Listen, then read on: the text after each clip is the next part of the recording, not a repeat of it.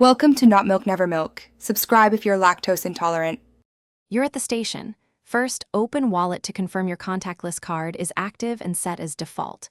Tap to wake your phone and position it near the yellow reader. Don't press buttons yet.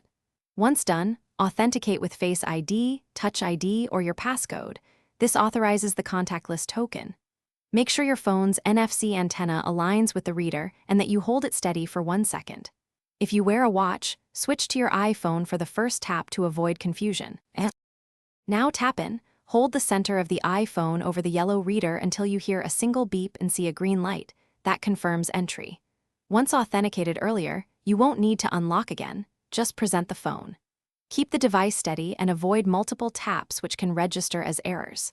Ride as normal. The system records zone travel. If transferring between services, remember to tap the same device on each reader to ensure correct fares and capping. To finish, tap out at the exit yellow reader the same way you tapped in.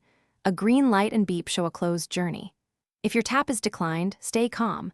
Wake the phone, retry once immediately. Sometimes NFC alignment fails. If it still fails, use an alternative payment, Oyster, contactless card, or staff-assisted gate to avoid penalty fares and check your wallet, card status, and bank notifications later. If persistent, contact Apple or your bank for token issues. Thanks for watching. If this was helpful, leave a like and consider subscribing. See you next time.